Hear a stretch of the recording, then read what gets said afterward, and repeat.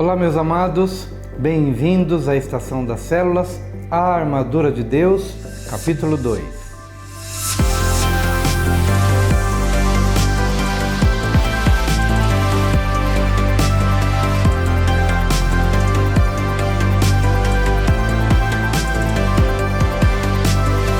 Meus queridos, é um prazer estar aqui de novo. Estamos aqui preparando para a nossa segunda reunião celular, agora entrando especificamente em cada peça da armadura. Nós vimos na semana passada um panorama geral da cidade de Éfeso, da igreja na cidade de Éfeso, a luta espiritual, o templo da deusa Diana, enfim, tudo aquilo que girava em torno daquela cidade, daquela igreja.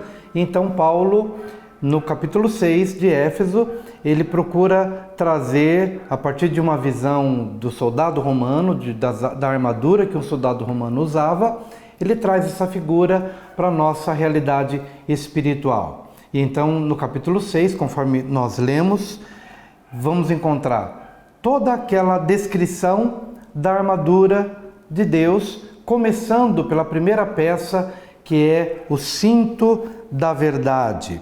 Uma coisa importante para a gente compartilhar aqui é que Paulo não chega a essas virtudes do capítulo 6, quando ele fala sobre o cinto da verdade, o capacete da salvação, o couraça da justiça. Ele não chega nessas virtudes por acaso. Tudo que ele vai falando de virtuoso, verdade, justiça, fé, paz, ele extrai da própria carta aos Efésios. De maneira que, do capítulo 1, 2, 3, 4 e 5, quando ele chega no capítulo 6, o exemplo da armadura é simplesmente um desfecho daquilo que ele foi trabalhando e daquilo que ele foi construindo ao longo da carta. Hoje nós vamos falar sobre o cinto da verdade, que é a primeira peça da armadura. E é importante então trazer o texto, somente essa passagem de Efésios 6, versículo 14, que diz: Estai, pois, firmes, tendo cingidos os vossos lombos com a verdade. Essa é a citação ali de Efésios 6, quando Paulo está começando a trabalhar as virtudes da armadura de Deus. Então ele começa com o cinto da verdade. Estai, pois, firmes, tendo cingidos os vossos lombos com a verdade. Depois ele passa para a couraça da justiça, vamos ver um pouco mais adiante. Ele vai falar sobre a preparação do evangelho da paz, mais adiante. Mas aqui ele começa com a verdade, o cinturão da verdade ou o cinto da verdade. Bom, se a gente está dizendo aqui que o capítulo 6, ou a armadura de Deus, é um desfecho, ou é uma conclusão daquilo que Paulo vai trabalhando desde o primeiro capítulo de Éfeso, então onde é que nós encontramos verdade na carta aos Efésios, para que a gente possa então se cingir da verdade no capítulo 6? Aqui nós separamos pelo menos 7 verdades que vão ser distribuídas nas 3 próximas ministrações da célula, hoje e mais 2 outras ministrações à frente. Por isso que nós falamos na aula anterior, ou na ministração anterior, que esse livro foi separado e foi preparado pensando nas reuniões celulares. Por exemplo, nós estamos querendo trabalhar aqui 7 verdades com as quais nós precisamos nos cingir e que, de propósito, a gente não colocou num único capítulo para que o líder de célula não tenha muito conteúdo para passar numa única reunião. Então, hoje nós vamos trabalhar 2 verdades, próxima semana mais 2 verdades e depois, na outra semana, 3 verdades. Até que a gente tenha aí a oportunidade de ministrar 7 verdades com as quais nós precisamos nos cingir como exemplo do que é usar o cinto da verdade. A primeira peça da armadura é: estejam os vossos lombos cingidos com a verdade. Essas 7 verdades não são as únicas de que Paulo fala na carta aos Efésios, e muito menos nas cartas em geral ou na totalidade da Bíblia. É claro que a Bíblia está repleta, são milhares de verdades. No entanto, essas 7 verdades que nós extraímos da própria carta aos Efésios são um ponto de partida para a gente poder compreender como é importante você estar cingido de uma verdade no embate espiritual. Por quê? O que o diabo tem contra nós é um pacote de mentiras. O diabo é o pai da mentira. Mas Jesus disse: conhecereis a verdade e a verdade vos libertará. Está lá em João 8:32 e também o versículo 36. Se, pois, o Filho vos libertar, verdadeiramente sereis livres. Mas o que nos liberta e o que nos protege é a verdade. Por isso que Paulo, ele vai falar de outras virtudes, vai falar de justiça, vai falar de paz, vai falar de fé, mas nenhuma dessas virtudes teria sentido se não fosse encabeçada pela verdade. A verdade é o carro-chefe, a verdade é o fundamento primeiro no nosso embate espiritual. Amém, queridos? Então, nós vamos falar de 7 verdades descritas pelo apóstolo Paulo na carta aos Efésios. Não são as únicas verdades, mas são um ponto de partida. E hoje nós vamos falar sobre 2 verdades. E precisamos então nos cingir dessas 2 verdades. Em Efésios 1, versículo 3, nós vamos encontrar essa primeira verdade. Bendito seja o Deus e Pai de nosso Senhor Jesus Cristo, que nos abençoou com todas as bênçãos espirituais nas regiões celestiais em Cristo. Glória a Deus. Aqui nós vamos encontrar a primeira verdade da qual ou com a qual precisamos nos cingir. Estais cingidos de toda a verdade. Primeira verdade que eu quero destacar aqui é de que nós somos abençoados. Quando eu falo nós somos abençoados, eu não estou falando da humanidade em geral. Infelizmente, o mundo jaz no maligno. Quem ainda não conheceu a Jesus Cristo como Senhor e Salvador da sua vida, ainda está debaixo da maldição do pecado. Ainda é um prisioneiro do pecado e o seu destino é a morte. Não apenas a morte física, mas a morte eterna. No entanto, Jesus Cristo morreu por nós para assumir a nossa condição de pecado, para cravar na cruz do Calvário todas as nossas maldições, para que no lugar da maldição possamos ser abençoados. E essa é a primeira verdade com a qual precisamos nos cingir. Bendito seja o Deus e Pai de nosso Senhor Jesus Cristo, que nos abençoou com todas as bênçãos espirituais nas regiões celestiais em Cristo. Para você poder entender acerca da bênção, é importante você voltar para um texto bíblico lá do Antigo Testamento, no capítulo 28 de Deuteronômio, onde nós vamos encontrar a descrição das bênçãos e a descrição das maldições. Não farei a leitura do texto bíblico aqui, a não ser essa primeira parte, os versículos primeiros, mas eu gostaria que em casa você lesse todo o capítulo de Deuteronômio 28, porque uma parte, a primeira parte, vai trazer uma relação de bênçãos e a última parte, que é a parte maior, vai trazer uma relação de maldições. E você precisa ler todo o texto de Deuteronômio 28. Não vou ler aqui apenas os primeiros versículos para você entender do que eu estou falando. Se vocês ouvirem atentamente a voz do Senhor, seu Deus, tendo cuidado de guardar todos os seus mandamentos que hoje lhes ordeno, o Senhor, seu Deus, exaltará vocês sobre todas as nações da terra. Se ouvirem a voz do Senhor, seu Deus, sobre vocês virão e os alcançarão todas estas bênçãos. Deuteronômio 28, versículos 1 e 2, e não vou ler agora, mas a partir do versículo 3, há uma descrição de bênçãos. Se eu ouvir, se eu guardar os mandamentos, tais e tais bênçãos virão sobre a minha vida. O contrário disso é maldição. No texto de Deuteronômio 28, versículo 15. Porém, se não derem ouvidos à voz do Senhor seu Deus, deixando de cumprir todos os seus mandamentos e os seus estatutos que hoje lhes ordeno, então virão sobre vocês e os alcançarão todas estas maldições. Veja, lemos aqui apenas a introdução das bênçãos, e agora eu estou lendo aqui no versículo 15, a introdução do que vem a ser as maldições. Depois do versículo 15 há uma série de maldições, e há algo em comum nessas duas questões, tanto bênçãos quanto maldições. O que há de comum? Se eu guardar os mandamentos, bênçãos virão sobre a minha vida.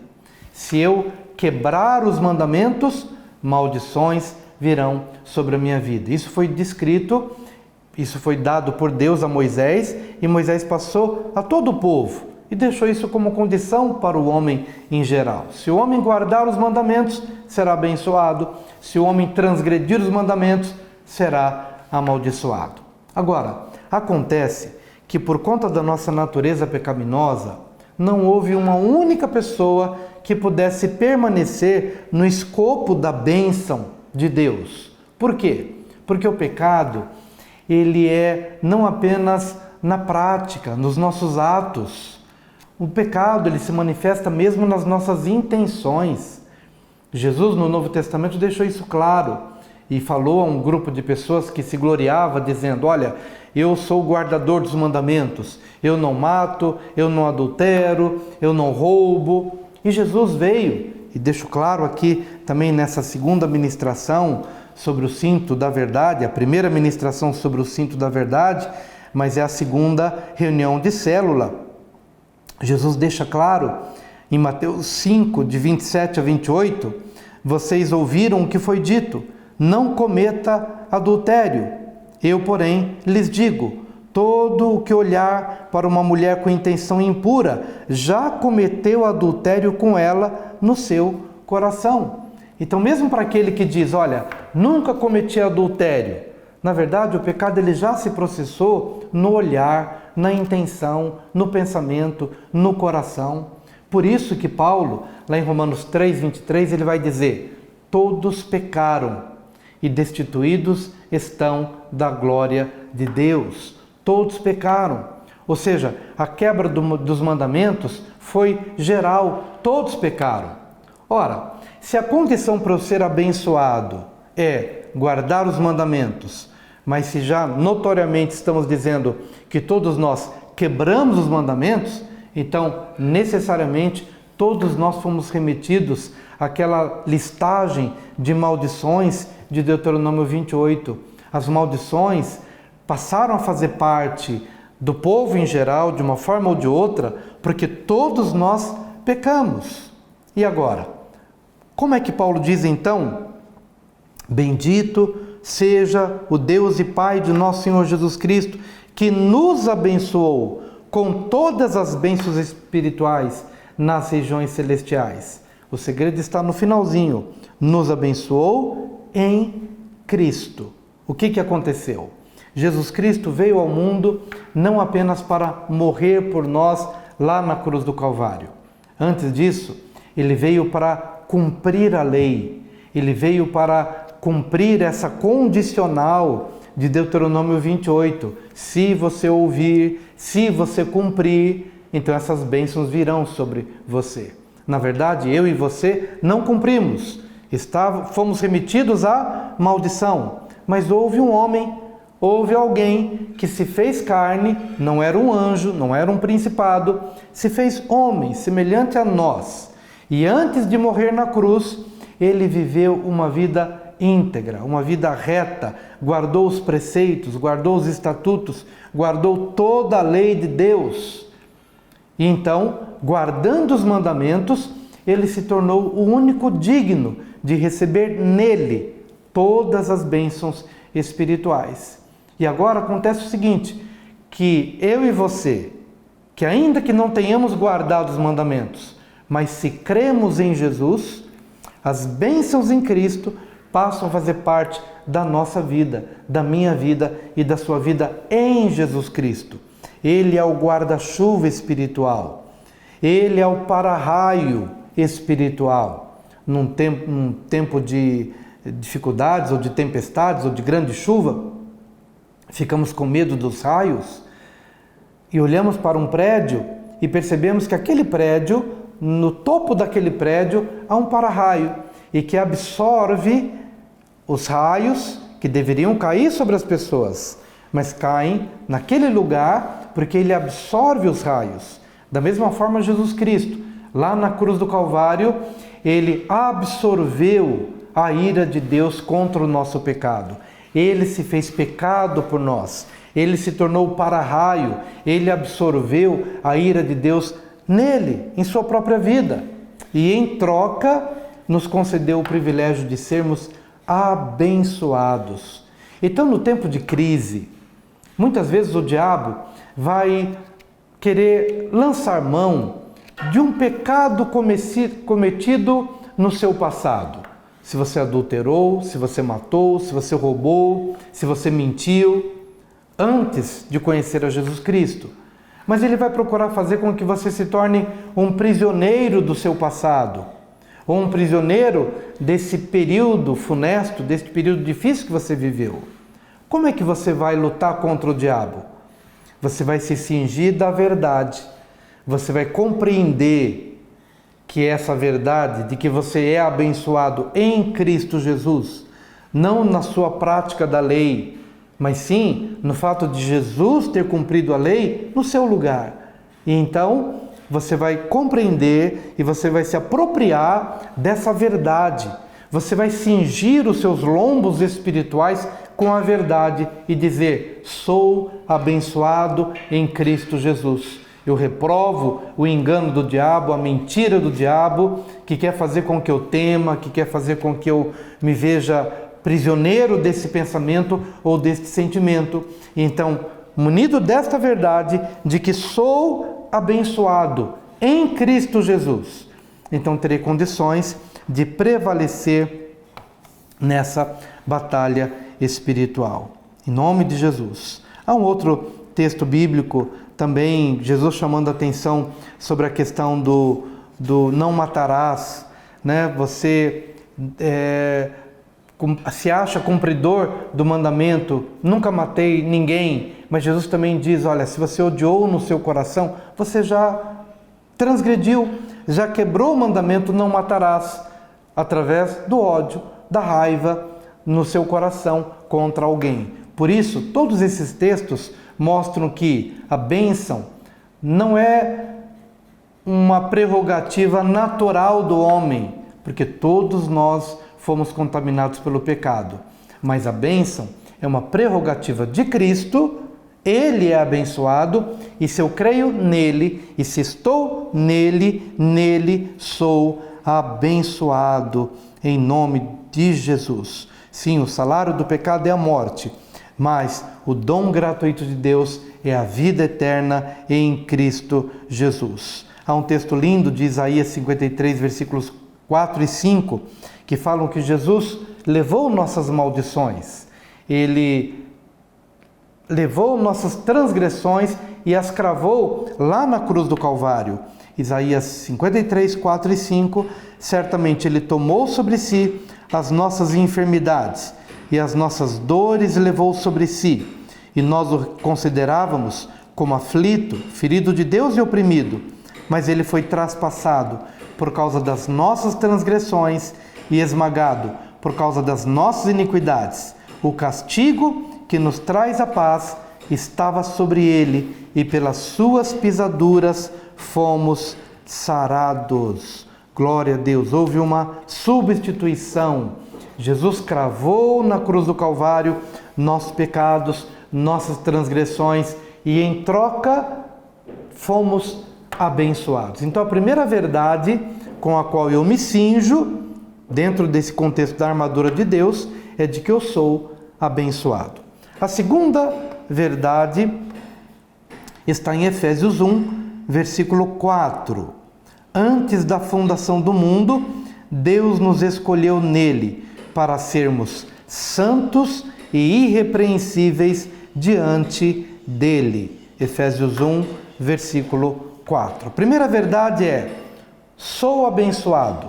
A segunda verdade é: sou santificado. Somos santificados em Cristo Jesus. O que quer dizer ser santificado? Quer dizer ser separado. Quando você abriu seu coração para Jesus, o Senhor te santificou, Ele te separou para que você pudesse agora ter início na sua vida um processo de purificação, um processo de santificação, de separação. As coisas velhas vão ficando para trás e as coisas novas se fazem novas por causa de Cristo Jesus na nossa vida. Quando a gente fala de santificação, entendendo que santificar é separar, há duas verdades acerca da santificação. A santificação é um ato e a santificação é um processo. Como ato, nós entendemos que fomos santificados no exato momento em que nós entregamos o nosso coração para Jesus Cristo. Naquele exato momento nós fomos santificados, nós fomos separados. Na hora, imediatamente, eu era das trevas, agora fui separado para ser da luz. Eu era do diabo e agora imediatamente eu fui separado para ser de Deus. Eu era do mundo e agora pertenço ao reino espiritual do meu Pai. Santificação como ato instantâneo, no momento, naquela hora, naquele instante. Separado, santificado, ato. Mas a santificação também é um processo. A partir do momento em que eu fui separado, como um ato de Deus, e Ele passou a me chamar de santo, imediatamente ao ato em que eu me entreguei a Jesus Cristo, como ato, depois inicia-se um processo de santificação. O Senhor começa a me purificar e a me limpar dos meus antigos pensamentos, e isto vai durar a vida toda, dos meus velhos hábitos, da minha velha maneira de viver, da minha velha forma de enxergar o mundo, as pessoas, Deus. Ele vai me santificando como um processo pela palavra de Deus. Quanto mais me exponho à palavra, quanto mais recebo a palavra, mais esse processo santificador vai se processando na minha vida pelo Espírito Santo de Deus. Mas é importante eu entender, e é importante que nós nos cinjamos desta verdade, dessas duas verdades. A primeira é de que nós somos em Cristo abençoados. E em segundo lugar, nós somos santificados. Por que é importante eu ter a consciência de santificação? Porque, como eu disse, tanto hoje quanto na aula anterior, o diabo sempre vai procurar lançar ideias, imagens para nos perturbar.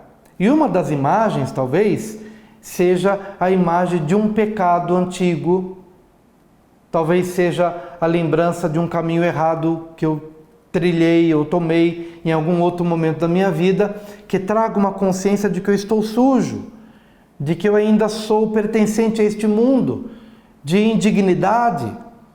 E este sentimento de impureza ou de culpa pode me impedir de ter uma relação mais próxima, mais profunda com Deus. É importante eu entender que Deus olhou para mim e Ele me santificou. Essa obra não se consumou, eu estou ainda num processo de santificação, mas é importante que eu entenda que eu fui separado para pertencer a Deus. Eu não pertenço mais ao diabo, eu não pertenço mais a este mundo, eu não pertenço mais a esta realidade que está se perdendo. Eu fui separado, lapidado, purificado. Por isso a consciência de santificação, tanto como ato que já aconteceu na minha vida, por conhecer a Jesus, como processo que está se processando dia após dia, essa consciência precisa crescer cada vez mais para que o diabo não me vença com uma ideia ou com uma imagem de impureza ou de qualquer pecado que porventura possa ter feito parte da minha vida em algum outro período da minha história. Então, repetindo, somos abençoados e somos santificados. Estas são duas verdades das 7 que nós vamos ministrar, mais 2 na semana que vem, mais 3 na outra semana, até que nós tenhamos o conjunto das 7 verdades que separamos na carta aos Efésios, que também não são as únicas verdades, mas 7 verdades fundamentais que vão nos ajudar nos embates espirituais que estão adiante de nós. Espero que você tenha entendido, espero que você passe uma semana também refletindo sobre essas verdades. Sou abençoado e sou santificado.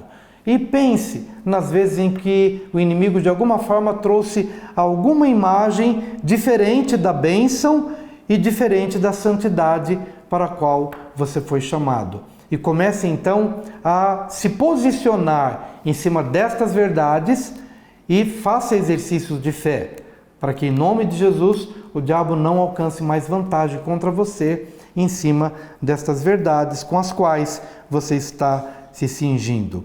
O texto bíblico diz, Hebreus 12, versículo 14, procure viver em paz com todos e busquem a santificação, sem a qual ninguém verá o Senhor. Então, busquem a santificação. Somos santificados como um ato e somos santificados como um processo. Busquem a santificação. Devemos buscar a santificação como pessoas que estão caminhando para verem o Senhor. Deus te abençoe e que possamos continuar aí nas nossas células sendo abençoados e edificados com este tema em nome de Jesus. Shalom.